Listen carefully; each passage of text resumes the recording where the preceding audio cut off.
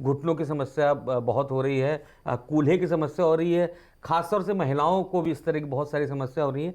तो ये समस्या बढ़ क्यों रही है, इसकी वजह क्या है और इसको बचें कैसे, आपके पास ना आना पड़े, इसके लिए क्या करें? सिन्हा साहब, ना आना पड़े ये सवाल गलत है।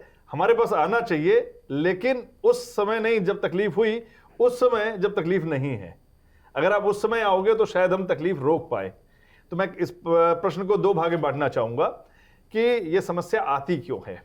तो सबसे बड़ी चीज है इसमें कि इस समस्या के कई सारे कारक हैं, कि जैसे कि अगर हम समझें तो आपका जो खान पान है, उसकी वजह से जो आपका वजन है, जो आपका शारीरिक श्रम का अभाव है, और कहीं ना कहीं आपका जेंडर यानी महिला या पुरुष, उनके साथ भी ये बीमारी भेदभाव करती है।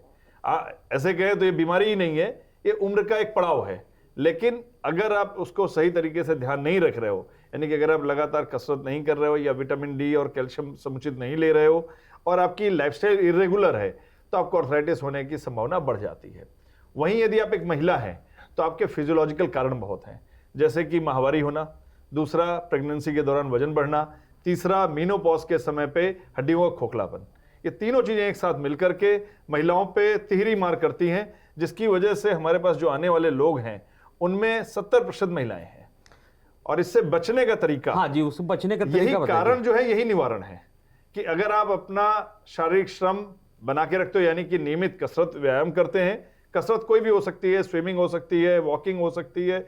अगर आप हफ्ते में 2 बार 30 मिनट से ज्यादा एक्सरसाइज कर रहे हो तो आप अर्थराइटिस को 50% से ज्यादा कम कर सकते हो। आप तो यूपी में रहे हुए हैं, यहाँ का तो एक चलन मैंने देखा है कि जो महिलाएं होती हैं वो कहते हैं दिन भर घर में काम कर रहे हैं तो ये हमारी तो एक्सरसाइज हो ही गई। हाँ, अब यही भ्रांति है कि वो काम जो है आपके लिए वो काम नहीं, वही आपके लिए तकलीफ का कारक है।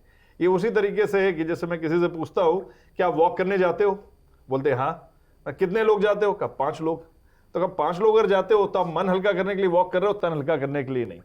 वैसे ही यहां पर है कि आप जिस काम को आप एक्सरसाइज समझ रहे हो वो एक्सरसाइज नहीं है, क्योंकि आप एक पर्टिकुलर एक्टिविटी बार बार कर रहे हो जो आपके जॉइंट्स पे लोड डालता है।